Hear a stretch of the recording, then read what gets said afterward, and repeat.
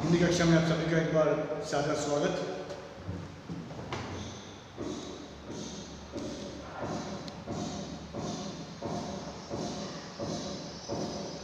हम लोग पिछली कक्षा में महादेव वर्मा का परिचय प्राप्त करे थे।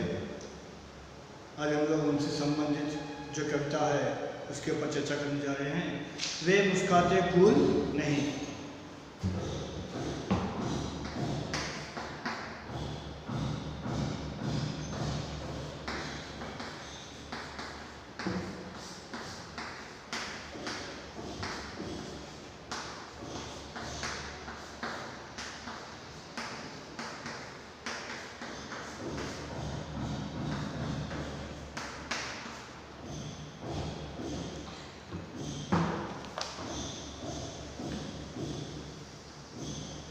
पेज नंबर 59 और आपके पास टेक्स्ट है तो ध्यान दीजिए। वे मुस्कुराते फूल नहीं जिनको आता है मुरझाना, वे तारों के दीप नहीं जिनको भाता है बुझाना, वे सोने से नयन नहीं जिनमें बनते आंसू मोती, वह प्राणों की सेज नहीं जिसमें बेसुध पीड़ा सोती, वे नीलम के मेघ नहीं जिनको है गुल जाने की चाह, वह अनंत रुद्राज नहीं जिसने देखी जाने की राह, ऐसा तेरा लोक वेदना नहीं जिसमें अवसाद, जलना जाना नहीं जिसने जाना मिटने का स्वाद, क्या अमरों का लोक मिलेगा तेरी करुणा का उपहार, रहने दो हे देव अरे यह मेरा मिटने का अधिकार। तो ध्यान दीजिए, ये एक आध्यात्मिक कविता है। आध्यात्मिक मतलब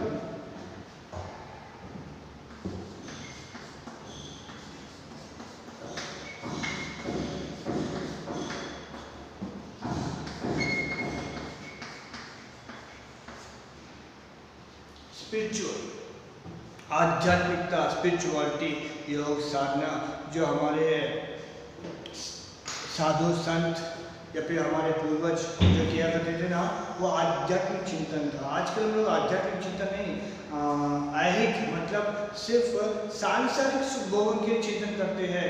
ये कपड़ा चाहिए, ये ज्वेलरी चाहिए, ये दुकान चाहिए, मकान चाहिए, गाड़ी चाहिए, ये मोबाइल चाहिए या फिर ये धन चाहिए, बस इसके पीछे हम लोग लगे हुए हैं। लेकिन आध्यात्मिक जो चिंतन होता है ना, वो हमारी मानसिक वृद्धि की विकास के लिए बहुत ही प्रयोजनक सिद्ध होता है, मतलब लाभकारी सिद्ध होता है। देखिए क्या कहना चाहती है महादेव वर्मा। वे मुस्कुराते फूल नहीं जिनको आता है मुरझाना, वे तारों के दीप नहीं जिनको भाता है बुझाना। तो जो भी फूल इस संसार में जन्म लेता है वे तो मुस्कुराते ही है। वे मुस्कुराते फूल नहीं जिनको आता है मुरझाना। बिल्कुल, जो भी इस संसार में पुष्प के रूप में जो खिला है वो एक न एक दिन तो मुरझाएगा। जिसको मुरझाना नहीं आया उससे मुस्कुराना भी नहीं आया। हर एक पुष्प जो भी जन्म लेता है किसी भी पौधे के ऊपर या फिर किसी भी वृक्ष के ऊपर, जो भी फूल खिलता है वो मुस्कुराता है। इसलिए मनुष्यों की तुलना फूलों से किया करते हैं। और हम लोग हमेशा रोती सूरत के साथ हर किसी के सामने अपने आप को प्रदर्शित करने की कोशिश करते हैं। फूलों को देखकर मुस्कुराना सीखिए, क्योंकि जो भी फूल है मुस्कुराता है उसे एक न एक दिन तो मुरझाना ही पड़ता है। क्योंकि आज जो कली जो पुष्प के रूप में विकसित हुआ है उसे कल या परसों मुरझाना ही है। मनुष्य का जीवन भी ऐसा ही है। क्योंकि यहाँ पर फूलों से मतलब ये तुलनात्मक कविता भी है, कंपैरेटिव पोएट्री। क्योंकि यहाँ पर मनुष्यों की तुलना फूलों से करती है और ये सिद्ध करना चाहती है कि हम लोग अपने जीवन में किस प्रकार से अपने फूलों को मुरझाते हुए देखे जाते हैं, और उसके प्रति हमारी कोई जो उत्तरदायित्व कर्तव्य की भावना है उसके प्रति हम लोग जागरूक नहीं है, और न ही कोई आध्यात्मिक चिंतन नहीं है। तो वे मुस्कुराते फूल नहीं जिनको आता है मुरझाना, वे तारों के दीप नहीं जिनको भाता है बुझाना। निस्संदेह जो भी फूल खिलता है उसे एक न एक दिन तो मुरझाना ही है। और आकाश में जो तारे होते हैं, आकाश में जो तारे दीपक की भांति जो जलते हैं उनको बुझ जाना भी बुझाते हैं। वो स्वयं जलते हैं। जैसे कि सायंकाल होते ही, शाम होते ही, इवनिंग होते ही, जैसे ही निशा का, रात्रि का आरंभ होता है तो आकाश में, अंतरिक्ष में तारे हमको दिखाई देते हैं। जैसे कि कोई आकाश में किसी ने तारों को दीपों की भांति कोई ज्वाला दी है, प्रज्वलित किया है। ये आकाश पूरा दीपों से भर जाता है, वो दीप चौने बल्कि तारे होते हैं।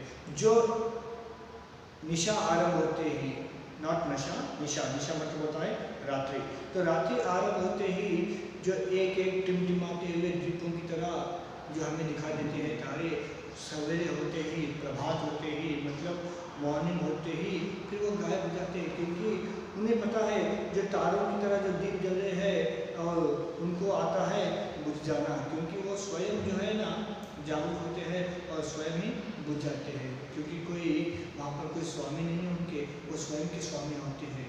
और मनुष्य का जीवन भी ऐसा ही है। हमें उन तारों को, इन फूलों को देखकर सीखना चाहिए। जैसे फूल खिलते हैं, मुस्कुराते हैं, फिर वो मुरझाना भी जानते हैं, इसी प्रकार तारे भी इस संसार में, इस आकाश में, इस अंतरिक्ष में आते हैं, फिर प्रभात होते ही वो बुझ जाते हैं। वे सोने से नहीं जिनमें बनते आंसू मोती, व प्राणों की सेज नहीं जिसमें बेसुध पीड़ा सोती। बिल्कुल, वे नयन भी सार्थक नहीं होते हैं जो सुने होते हैं, और जिसमें आंसू मोती बनकर अगर नहीं बहते हैं तो उन आँखों का होना, उन नयन का होना, इन चक्षुओं का होना, उन नेत्रों का होना निरर्थक है। क्योंकि जब मनुष्य इन आँखों से दिखता है और या फिर इन आँखों से किसी के प्रति दुख की भावना को व्यक्त करते हैं या फिर अपना इमोशंस को एक्सप्रेस करते हैं, तो हम लोग किस चीज़ के लिए अपने इस बहुमूल्य समय को बर्बाद करते हैं? थोड़ा ध्यान दीजिए, थोड़ा, क्योंकि यहाँ पर ये एक कहने की आवश्यकता होती है कि मैं रोया था अपनी माँ के लिए, मैं रोया था अपने दादी के लिए, मैं रोया था अपने पिता के लिए, मैं रोया था अपने किसी और करीबी सगी या संबंधी जो संसार से चले समझ जाइए, चले कौन संसार में जो नहीं है, उनके लिए तो आप लोग आंसू बहाए होंगे, लेकिन क्या आपके आंखों से जो निकले आंसू थे या फिर मोती के रूप में भी टूट पड़े हैं, निकल पड़े हैं, या फिर मोतियों की धार, क्या कुछ कभी ऐसा हुआ है कि कैसी भावना को देखकर क्या आपके मन में कुछ ऐसा विचार आया कि आपके जो आंसू है वो सार्थक है, वो मीनिंगफुल है, जिसका कुछ प्रयोजन सिद्ध होता है? संसार में बहुत सारे गतिविधियाँ तो चलती रहती है, एक्टिविटीज तो गोइंग ऑन, लेकिन हम लोग ऐसे विषयों के लिए आंसू बहाते हैं जो किसी मतलब उनके लिए आंसू बहाना व्यर्थ है। जो मेरे माता पिता है वो इस समय के लिए मेरे माता पिता है, लास्ट जन्म में क्या थे या अगले जन्म में क्या होने वाले नहीं पता है। मतलब हम लोग ऐसे तत्वों के लिए हम लोग अपने आंसुओं को बहाते हैं जो उसके योग्य है नहीं, क्योंकि समय से या अनंत काल से या फिर जो भी सृष्टि का आरंभ हुआ था उस समय से लेकर अब तक हमसे नाता रखने वाला केवल वन एंड ओनली, जिसको आप लोग मानते हैं, चाहे आप उसको ईश्वर के लिए, भगवान के लिए, गॉड के लिए, अल्लाह के लिए कुछ और नाम है तो please you may add it, no objection. मतलब कहने का सीधा सा अर्थ ये है कि आप लोग किस के लिए इन बहुमूल्य आंसुओं को बहाते हैं? कभी आपने ध्यान दिया है? नहीं दिया है तो देने की कोशिश कीजिए, क्योंकि यही तो आपका जीवन है।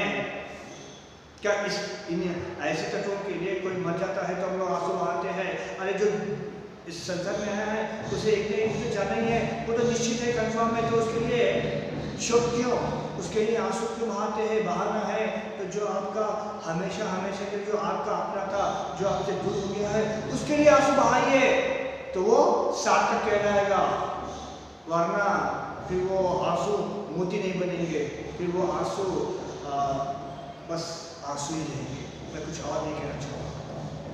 वे शून्य से नहीं जिनमें बनते आंसू मोती, व प्राणों की सेज नहीं जिसमें बेसुध पीड़ा सोती। बिल्कुल, हम लोग जब प्राणों के साथ सोते हैं तो वो प्राणों की सेज बनाना चाहिए। सेज मतलब होती है गद्दी, शयन, तो वह प्राणों की सेज नहीं जिसमें बेसुध पीड़ा सोती। जब हम लोग प्राणों के साथ रहते हैं या फिर प्राणों के समान ये जो सेज है, ये जो गद्दी है, उसमें जो ना पीड़ा को सोने के लिए जगह स्थान देना चाहिए। किसको? पीड़ा, सुख नहीं, क्योंकि जब भी सुख आता है हम लोग अपना जो समय है उसे बर्बाद करते हुए आए हैं, क्योंकि हम लोग इतने बड़े मूर्ख हैं, हाँ मैं भी, तो इतने बड़े मूर्ख है कि हम लोग अपने जीवन में सुख को इन्वाइट करने के तैयार है, दुख को इन्वाइट करने के लिए, पीड़ा को इन्वाइट करने के लिए तैयार है। क्या हम लोग अपने जीवन में किसी पीड़ा को जगह देना चाहेंगे? नहीं। लेकिन यहाँ पर महादेव वर्मा कहना चाहती है कि मैं अपने प्राणों की सेज में पीड़ा को स्वागत करना चाहूंगी, क्योंकि जब पीड़ा मेरे जीवन में होता है, फिर मेरे मन में होता है, तभी मैं अपने प्रभु, अपने ईश्वर, अपने गोविंद को मैं याद करती हूँ। क्योंकि इंसान जो है ना, जब पीड़ा में, दर्द में, दुख में होता है, अपने प्रभु को याद करता है, और जब सुख की अवस्था में होता है तब उसे भूल जाता है। इसलिए यहाँ पर महादेव वर्मा कहना चाहती है कि हे प्रभु, इस मेरे प्राणों के सेज में हमेशा मुझे पीड़ा ही देना, गलती से भी मुझे कोई भी सुख की अनुभूति ना हो। जैसे कि एक कवि ने लिखा था, मुझको न सुख संसार दो, शिव मंगल सिंह सुमन। अगर आप लोग स्कूल के अवस्था में ऐसे इस कविता को पढ़ चुके हैं तो आप लोग बहुत ही धन्य हैं, नहीं तो सुन लीजिए। उस कविता में कवि महाशय कहते हैं कि हे संसार वालों, अपने हमेशा दुख ही दुख दो, सुख मत दीजिए, क्योंकि जब सुख की अवस्था होती है मैं अपने प्रभु, अपने ईश्वर, अपने मालिक, अपने रब को भूल जाता हूँ, और जब मैं दुख में रहता हूँ ना, तब मैं उसे याद करता हूँ। तो सीधा सा उनका कहने का तात्पर्य है कि हे दुनिया वालों, मुझे हमेशा दुख ही दुख दो, इतना दुख दो कि मैं संसार को भूल जाऊँ और अपने ईश्वर से ही कनेक्टिविटी, संबंध जोड़े हो। क्योंकि मैं नहीं चाहता कि ये जो संबंध है वो किसी न किसी स्थिति में, किसी न किसी अवस्था से दूर हो जाए। मतलब कोई बहाने से मैं उससे दूर नहीं होना चाहता हूँ। अब मैं जब मैं दुख में रहता हूँ ना, तो अपने आप उसको याद करता हूँ, और जब मैं सुख में आता हूँ ना, तो मैं भूल जाता हूँ। इसलिए मैं हमेशा दुख ही चाहती हूँ, कहकर यहाँ पर महादेव वर्मा एक्सप्रेस करती है। वे नीलम के मेघ नहीं जिनको है गुलजाने की चाह, वह अनंत रुद्राज नहीं जिसने देखी जाने की राह। तो वे नीलम के मेघ नहीं जिनको है गुलजाने की चाह। बिल्कुल, ये इस आकाश में, इस अंतरिक्ष में जो भी मेघ है, मेघ कैसे बनते हैं? जब समुद्र का पानी भाप बनकर, ऑब्जॉर्व होकर, जब वो मेघ का रूप धारण करता है और मेघ बनकर जब ऊपर जाता है, और जब बादल, जब नीले नीले या काले काले बादल बन जाते हैं, तो जब उसमें पानी की मात्रा ज़्यादा हो जाती है, वो बरस पड़ता है। तो वे नीलम के मेघ नहीं जिनको है गुलजाने की चाह। बिल्कुल, क्योंकि जो पानी जो इस पृथ्वी से जो ऊपर गया है, फिर वो पिघल कर फिर नीचे ही आता है। यहाँ सीधा सा मतलब ये है, ये रहस्यवाद है, थोड़ा जानने का प्रयास कीजिए, क्योंकि यहाँ पर रहस्यवाद मतलब अब हम लोग जो है ना, उस प्रभु, उस परमात्मा के अंश है, हम लोग उसके अंश है, लेकिन अभी अलग हो गए हैं, टुकड़े होकर अलग हो गए हैं। We are separated from him. Yes, exactly, क्योंकि हम लोग जो है ना उससे अलग हो गए हैं। इस संसार में हमें डाल दिया गया है कि आप में कुछ कमी है, वो जो कमी है उसको दूर कीजिए, और अपने आप में उस क्वालिटी को डेवलप कीजिए कि अपने आप फिर वो आपको एक्सेप्ट कर ले। मतलब आप में कुछ कमी है तभी तो आप यहाँ हैं, अगर आप में किसी चीज़ की कमी नहीं होती तो शायद ये नहीं होता, तो शायद ये नहीं होता। हम मुझमें कुछ कमी है तभी मैं इंसान के रूप में पैदा हुआ, और मुझमें ज़्यादा कमियाँ होती तो शायद पता नहीं कोई कीड़ा, कोई मकोड़ा, कोई और कोई पशु प्राणी शायद बन जाता। पेड़ पौधे भी बन गए, क्योंकि आजकल उनका भी तो बहुत वैल्यू है, क्योंकि आज जिन पेड़ों को, पौधों को हम लोग काटते थे, इंसान उसी ऑक्सीजन के लिए तड़प रहा है। ये कहने की आवश्यकता नहीं है कि रोज़ बिना ऑक्सीजन के मरने वालों की संख्या थाउजेंड्स में है पूरे विश्व में। मैं भारत या तेलंगाना या हैदराबाद के बारे में कह रहा हूँ, पूरे विश्व में हज़ारों लोग जो है ना ऑक्सीजन न मिलने से मर रहे हैं। मतलब अगर हम लोग पेड़ पौधों के रूप में भी हो जाते हैं तो कोई बुरी बात नहीं है, क्योंकि उनकी भी कुछ वैल्यू है। आप लोग इंसान के रूप में पैदा हुए हैं तो आपकी वैल्यू होनी चाहिए, नहीं होनी चाहिए? तो मतलब जब आप लोग मनुष्य के रूप में जन्म लिए हैं तो अपने प्रभु, अपने ईश्वर, अपने मालिक, अपने अल्लाह से मिलने के लिए जो है ना उनसे कनेक्टिविटी रखने की कोशिश कीजिए। आप लोग जो है ना इस स्थिति में है कि आप अपना सर्वस्व जो है ना इस सांसारिक माया मोह में ही लिप्त हो गए हैं, घुल मिल गए हैं।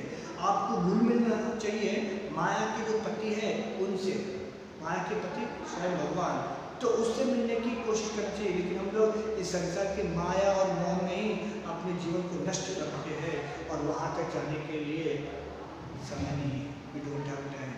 और जब बुढ़ापा आता है ना तब हम लोग पकड़ लेते हैं, हे प्रभु तू ही है, क्यों अब न हिल सकते हैं न डुल सकते हैं। अब मतलब जैसे कहते हैं ना कि पूरे दानों को जब पक्षी आके चुन लेती है तो जहाँ जाकर दाना चुनने से फ़ायदा क्या है, पूरा जीवन पूरा ये मोह माया के बंधन में ही हम लोग जकड़ गए हैं और पूरा जीवन समाप्त होने के बाद हम लोग वहाँ जाकर जब अंतिम अवस्था में वृद्धावस्था में जाकर पूजा पाठ भक्ति करेंगे, देयर इज नो यूज, क्योंकि भक्ति के लिए समय बुढ़ापा कहकर किस मूर्ख ने कहा है आज तक मैंने नहीं समझा। कौमार अवस्था में ही, कौमार अवस्था मतलब जो आपकी जो अवस्था है 18, 19, 20 या फिर 32 लेकर 90 की जो अवस्था है, उसी अवस्था से ही भक्ति को जो है ना अपने जीवन में उतारना चाहिए, तभी आपका जीवन सार्थक कहलाएगा, अन्यथा आपका जीवन व्यर्थ और निरर्थक कहलाएगा। और आप लोग ऐसे व्यर्थ और निरर्थक मत हो जाइए। तो वह अनंत उत्तराज नहीं जिसने देखी जाने की राह, क्योंकि संसार में जो है ना स्थितियाँ बदलती रहती है, समय बदलता रहता है, लेकिन ऋतुओं का जो राजा है ना वो नहीं बदलता। सो वह अनंत उत्तराज, क्योंकि भले ही स्थितियाँ बदलती है, संसार में बहुत सारे चहल पहल होते रहते हैं और बहुत सारी स्थितियाँ गतिविधियाँ बदलती रहती है, लेकिन जो संसार के जो स्वामी है ना, न कभी वो बदला था न बदला है न बदलेगा, वो तो जैसा था वैसा ही है, जैसा उसकी विधि विधान जैसा था वैसा ही चल रहा है। हाँ, आज हम लोग अपने आप में बहुत सारे परिवर्तन करके कुछ अजनबी या अनजाने या अनभिज्ञ जब स्थितियों से गुजर रहे हैं, so we are in shocking. जैसे कि आज हम लोग जो स्थितियाँ हम लोग झेल रहे हैं due to corona, because of corona, इन चीज़ों को देखकर हम लोग इतना ही कहते हैं कि हे प्रभु हमने जो पाप किया है उस पाप को भुगत रहे हैं। इससे हटकर या इससे बढ़कर हम लोग कुछ कहने की स्थिति में नहीं है। क्यों? क्योंकि हमने ही उस सोपानों को डाला है, मतलब उसका फाउंडेशन डालने वाले, उसकी बुनियाद डालने वाले हम ही हैं, इसलिए हम लोग भुगत रहे हैं। लेकिन वो नहीं बदला है, जो अनंत उत्तराज है, जो सदैव है, जो सृष्टि के जो सृष्टा है, मतलब who is the creator of this universe, वो तो नहीं बदला है, हम बदले हैं। क्या हम ऐसे थे? एक समय था कि हम लोग पौधों को रोकते थे, आज जो समय है कि पौधों को काटने के हैं, फिर अकड़ आ गई है तो फिर से हम लोग पौधा रोकना शुरू कर दिया है। एक ज़माने में पेड़ों को काटकर हम लोग बेचे थे, आजकल जहाँ पर जिन ट्रैक्टर्स के ऊपर या फिर बड़े बड़े गाड़ियों के ऊपर हम लोग लकड़ियाँ सेल किए थे या एक्सपोर्ट किए थे, आजकल बड़ी बड़ी गाड़ियों में ऑक्सीजन के जो सिलेंडर्स है या ऑक्सीजन के जो कंटेनर्स है हम लोग ले रहे हैं। अब कौन सा सस्ता है या कौन सा महंगा है, आप स्वयं उसके बारे में एस्टिमेशन कर सकते हैं, क्योंकि यहाँ पर कॉमर्स वाले भी है तो साथ में मैथ्स वाले भी है, साइंस के ग्रेजुएट्स भी है। Then you can check yourself, आपको स्वयं इसका जो है ना एनालिसिस करना चाहिए, विश्लेषण करना चाहिए कि हम लोग जीवन की किस स्थितियों से, किन परिस्थितियों से हम लोग गुजर रहे हैं। सो वहाँ अनंत उत्तराज नहीं जिसने देखी जाने की राह, बिल्कुल, क्योंकि ये जो समय है, ये जो स्थितियाँ है, आज हम लोग जन्म लिए हैं तो हमें एक दिन तो जाना ही है, लेकिन वो जो जैसा था वो तो वैसा ही है, हमें बदलना पड़ रहा है और हम लोग बदले हैं। क्योंकि स्थितियाँ जैसे कि ग्रीष्म काल आता है तो हम लोग AC की कूलर लगा देते हैं, वही सर्दी का मौसम है तो रजाई ओढ़ते हैं, वही वर्षा ऋतु है, मानसून है तो हम लोग रेनकोट या फिर छाता हाथ में ले लेते हैं। बदलने वाले हम हैं, वो नहीं बदला है, वो तो अनंत धारा की तरह प्रवाहमान है, वो कभी रुकता नहीं है, वो तो हमेशा फ्लो फ्लो एंड फ्लो। ऐसा तेरा लोग वेदना नहीं जिसने अवसाद, जलना जाना नहीं जिसने जाना मिटने का स्वाद। तो आपका लोक कैसा है? ये जो तेरा लोक है ना वेदना से युक्त है, और हम लोग जिस लोक को चाहते हैं उसमें सुख चाहते हैं, वेदना नहीं। वेदना का मतलब होता है सारो, विचार, दुख, पीड़ा। हाँ, ऐसा तेरा लोक वेदना नहीं जिसमें अवसाद मतलब होता है दुख, पीड़ा, ट्रेजेडी।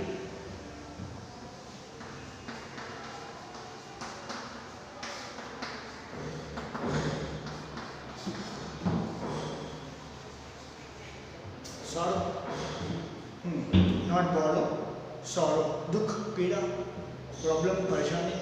क्योंकि हाँ, आपका जो लुक है ना वो इसी प्रकार का है, क्योंकि हम लोग तो एक ऐसे लोग में रहने की कोशिश करते हैं जहाँ पर सब कुछ टेंटेटिव है, या फिर यूँ कहना चाहिए एक आर्टिफिशियल जीवन हम लोग जी रहे हैं। हम लोग जो प्राकृतिक जीवन है, जो नेचुरल जीवन है, वो लोग हम लोग नहीं जी रहे हैं। हम लोग जैसे कि सज धज कर आ जाएंगे तो हमारा चेहरा अलग रहेगा, बिना सजे रहेंगे, बिना मेकअप के रहेंगे तो हम लोग कैसे रहेंगे? That is our originality, this is our, समझ गए ना? हाँ, ये मेकअप का जिंदगी छोड़ दीजिए, क्योंकि जब तक ढोंग करेंगे ना तो ढंग नहीं आएगा। जैसे हम लोग ढोंग करना बंद करेंगे तो अपने आप हमें ढंग आएगा, चाहे वो कोई काम करने का हो या फिर जीवन जीने का हो। तो हमें चाहिए कि हमारे अंदर परिवर्तन लाए। तेरा तो लोग तो है, वो तो दुख का ही है, अवसाद का ही है, इसमें कोई संदेह नहीं है। क्योंकि जहाँ पर दुख है वहाँ तू है, जहाँ सुख है वहाँ तू है नहीं है। हम लोग सुख में उसको ढूंढने की कभी ना कोशिश किया है या करेंगे। और जब सुख होता है ना तो हम लोग संसार के बीच में रहते हैं, उसके पास जाते हैं क्या? जब हमें दुख होता है ना तो हम अकेले होते हैं और उससे हम लोग वहाँ जाते हैं, चाहे वो मंदिर हो, मस्जिद हो, चर्च हो, गुरुद्वारा हो, कुछ और हो, जो भी आपके धार्मिक क्षेत्र। सो उस समय वहाँ जाने की चेष्टा करते हैं। यहाँ आइए ना, नहीं, सुख में रिजल्ट नहीं आया, एग्ज़ाम लिखे है, परिणाम आने वाला है, तो वहाँ जाते हैं और मत्था टिक के सलाम मांग के पता नहीं क्या क्या करते हैं, नारियल फोड़ने की बात कहते हैं या फिर कुछ मिठाई चढ़ाने की बात करते हैं। एग्ज़ाम रिजल्ट आगे पास हो गए, फिर जाते हैं क्या? धन्यवाद, सोच लीजिए। हाँ, शायद कुछ बातें कड़वी होगी, नहीं मैं करेला काटे नहीं आया, लेकिन स्थितियाँ ऐसी है क्योंकि हम लोग जो है ना हमेशा सुख की प्राप्ति की ही कामना करते हैं। अवसाद, दुख, पीड़ा के बारे में कभी हमने सोचा नहीं है, लेकिन उसका लोग कैसा है? ऐसा तेरा लोग वेदना नहीं जिसमें अवसाद, बिल्कुल तेरा जो लोग है ना वो वेदना और अवसाद से भरा हुआ है। जलना जाना नहीं जिसने जाना मिटने का स्वाद। जो जलना जानता है ना वही मिटने का स्वाद जानता है। जैसे कि जो जन्म लिया है वही मिटना भी जानता है, मुक्ति की अवस्था को भी प्राप्त करना चाहता है। क्योंकि मनुष्य का जीवन जो है ना नश्वर है, टेंटेटिव है, चाहे वो कोई फूल हो या फिर आकाश में दीपक की भांति जलने वाला तारा हो, या फिर किसी भी अवस्था में हम लोग अपने आप को जब सुख की अवस्था की ओर ले आते हैं ना, फिर हमें वहीं पर आना पड़ता है, क्योंकि अंत हमें उसके चरणों में ही जाना पड़ता है, क्योंकि हमारे लिए कोई और ऑप्शन है नहीं। We are not playing any game, और ना ही हम लोग कोई करोड़पति या करोड़पति खेल रहे हैं कि जैसे उसमें 4 ऑप्शन मिलते हैं, इन्होंने ये only one and only option and he is option itself. वही है ऑप्शन, क्योंकि इंसान कहीं पर भी घूमे फिरे फिर अंत में वहीं उसी के पास जाना पड़ता है, क्योंकि हमारे जीवन में कोई और लक्ष्य है नहीं। और हम लोग पागल की तरह कुछ और लक्ष्य के बारे में सोचना चाहते हैं तो शायद अलग होता, हमारा जीवन भी अलग होता और हम भी। क्योंकि कोई धनी व्यक्ति जिसके पास बहुत सारा धन है, क्या वो एटर्नल, क्या वो अमर हो जाएगा? क्या कभी ऐसा हुआ है? धीरूभाई अंबानी के पास बहुत सारा था, बिल गेट्स के पास बहुत सारा है, या फिर किसी और के पास बहुत सारा धन है, क्या वो अमर हो जाएगा, शाश्वत हो जाएगा, परमानेंट हो जाएगा? नहीं ना। तो फिर हम लोग किसके लिए घूम फिर कर फिर उसी के पास, उसी के चरणों में जाना पड़ता है, क्योंकि हमारा एकमात्र लक्ष्य वही है। इसके सिवाय न कुछ था, न है, न रहेगा। इसको हमेशा अंडरलाइन कर लीजिए। पता नहीं, जैसे स्कूल में कहा करते थे, ब्लू पेन से, ब्लैक पेन से, रेड पेन से, ग्रीन पेन से, you are wish, but it should be underline, it should B.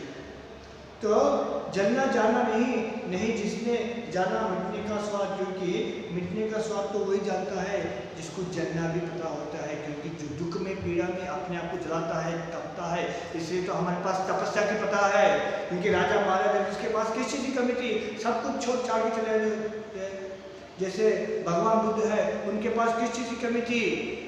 हाँ, सुंदर पत्नी थी और मनमोहन उनका बालक था राहुल, सब कुछ छोड़ के चले गए जंगल तपस्या करने के लिए, सिद्धि प्राप्त करने के लिए। क्या जरूरत थी? जबकि वो युवावस्था में थे, यंग एज में थे, सब कुछ त्याग के चले गए हैं तपस्या करने के लिए। क्योंकि जो तपता है वही मिटने का स्वाद जानता है। जो जलता है वही उसका स्वाद जानने की अधिकारी होता है। क्या अमरों का लोक मिलेगा, तेरा करुणा का उपहार, रहने दो हे देव, अरे यह मेरा मिटने का अधिकार। तो यहाँ पर कवित्री प्रार्थना करती है, क्या अमरों का लोक मिलेगा, तेरा करुणा का उपहार, क्या हमको अमरों का लोक मिलेगा। अमर मतलब जहाँ पर स्वर्ग है, या फिर कहना चाहिए जहाँ पर मोक्ष है, जहाँ पर फिर जीवन नहीं है, उसे कहते हैं अमर हो जाना। मतलब जैसे शंकराचार्य ने कहा था, पुनर्पि जन्म पुनर्पि मरणम जगरे शयने, मतलब फिर बार बार न जन्म नहीं, बार बार मृत्यु नहीं, न मुझे मृत्यु चाहिए न जन्म चाहिए, मुझे मोक्ष चाहिए कहकर वो अपने भगवान से प्रार्थना किया करते थे। क्योंकि मनुष्य जब जन्म लिया है फिर मरेगा, फिर मरा है तो फिर कोई ना कोई रूप धारण करेगा, चाहे मनुष्य का छोरा हो या किसी और प्राणी का। क्योंकि हमारे पास 84 प्राणियाँ हैं, 84 स्पीशीज वी हैव, तो कोई ना कोई किसी किसी रूप में हम लोग जन्म ले सकते हैं। तो क्या अमरों का लोक मिलेगा, तेरा करुणा का उपहार, क्या हमको भी अमरों का लोक मिलेगा, क्योंकि उसी में तो तेरा करुणा का उपहार रहा है। रहने दो हे देव, हे भगवान, रहने दो, भले ही हमको अमरों का लोक मिले, भले ही हमको स्वर्ग या मोक्ष प्राप्त ना हो, वैकुंठ प्राप्त ना हो, नो प्रॉब्लम, रहने दो हे देव, अरे यह मेरा मिटने का अधिकार, भले ही हमको अमरों का लोक मिलेगा नहीं मिलेगा, लेकिन ये जो मेरा मिटने का अधिकार है ना, इसे मत छीन, क्योंकि मुझे आज मैं पैदा हुई हूँ, आज मैं पैदा हुई हूँ तो कभी ना कभी मुझे मिटना ही है, क्योंकि ये मेरा अधिकार है। और फिर मिटकर फिर मैं जन्म लूँगी, फिर मैं अपना जीवन का जो संघर्ष है फिर मैं आनंद करना चाहूँगी, क्योंकि मनुष्य का जीवन इसी से आगे बढ़ता रहता है, क्योंकि इसी में ही उसकी पूर्णता है। मनुष्य का जीवन हमको मिला है इसी के लिए कि हम लोग जन्म पर जन्म लेते हुए हमारे अंदर की कमियों को, हमारे अंदर की गलतियों को, हमारे अंदर के पापों को, हमारे अंदर के अपवित्रता को, हमारे अंदर के इम्प्योर को, हमारे अंदर के नापाक को मिटाने के लिए हम लोग यहाँ पर है। जब हम लोग शुद्ध हो जाएंगे तब वो हमें अपने आप स्वीकार कर लेगा। ये कब होगा, जब हम लोग अपने आप को ठीक करेंगे, शरीर से नहीं मन से। हाँ, मन मैला और तन को धोए, व्हाट इज द यूज, क्या लाभ है, कुछ भी नहीं। कहना चाहिएगा नो लाइक नहीं, ठेंगा रिजेक्टेड। क्यों? क्योंकि यहाँ पर मन की शुद्धिकरण की बात की जा रही है। तन को तो हम लोग क्या है, साबुन या पानी डालेंगे तो शुद्ध हो जाएगा, लेकिन मन को पवित्र करने के लिए एकमात्र साधन है आध्यात्म, भक्ति, प्रेयर, पूजा। इसी से ही हम लोग अपने आप जो है ना पवित्र कर सकते हैं। ये एकमात्र माध्यम है जिससे कि हम लोग अपने प्रभु, अपने ईश्वर, अपने गॉड, अपने मालिक, अपने आत्मा तक पहुँच सकते हैं। वो सब आपके हाथ में है। तो इसी प्रकार हम लोग अपने अंदर की कमियों को दूर करते हुए जो है ना उसकी ओर आगे बढ़ना चाहिए, तभी हमारा जीवन सार्थक होगा। जैसे कि छोटा सा शिशु है, एक छोटा सा शिशु है, थोड़ा और होगा एग्जाम्पल बट आपको समझने के लिए कह रहा हूँ। एक छोटा सा शिशु है और वो जो है ना छोटा सा बालक है, मतलब जो अपनी जगह से हिल नहीं सकता है या फिर 1 साल के भीतर है, वो अपने कपड़ों को गंदा कर लिया है, अपने कपड़ों को गंदा कर लिया है। तो माँ जो है ना तो कपड़े गंदे हुए बोलकर उसको हटा देती है, निकाल देती है, नहीं ना, या फिर उसको अलग त्याग देती है, सैक्रिफाइस कर देती है, कुर्बान कर देती है, नहीं, क्या करती है वो, फिर वो जो है ना फिर उस छोटे से शिशु को उठाती है और उसका तन बदन सब साफ करती है, कपड़े चेंज करती है, जो गंदे कपड़े हैं उसको निकाल कर अलग कर देती है साफ करने के लिए, और उसको साफ सुथरा करने के बाद फिर वो अपनी गोदी में लेती है, अपनाती है। ठीक इसी तरह ऊपर वाला जो है ना, हम सब उनके बच्चे हैं, हमारे अंदर बहुत सारी कमियां हैं, गलतियां हैं, गंदगी है, अब और भी बहुत सारे हैं, उन शब्दों का उच्चारण मैं नहीं करना चाहूँगा। काम, वासना, तुच्छता, हिंसा, लोभ, ईर्ष्या, मद, बहुत सारे हैं ना, तो उन सबको साफ करने के बाद ही वो हमें एक्सेप्ट करेगा। So we are suppose to cut it, हमें जलना है, बुनना है, अपने आप को तपाना है। जब हम लोग तब सब कुछ ये हो जाएगा, तब अपने आप हमारा जो मालिक है, हमारा जो ईश्वर है, हमारा जो अल्लाह है, हमारा जो गॉड है, वो एक्सेप्ट करेगा। ये तो विधि है, ये तो पद्धति है, ये तो ज्ञान है, चाहे धर्म अलग अलग है, नाम अलग अलग है, लेकिन फूल तो एक ही होता है और वे मुस्कुराते फूल है।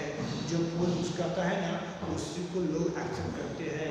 जो भक्ति के साथ जो रहेगा उसी को वो एक्सेप्ट करेगा। जो मुरझाया हुआ है ना, उसे कोई कन्या को स्त्री लगाती है ना वो एक्सेप्ट करता है। ये है मुस्कुराते हुए फूल।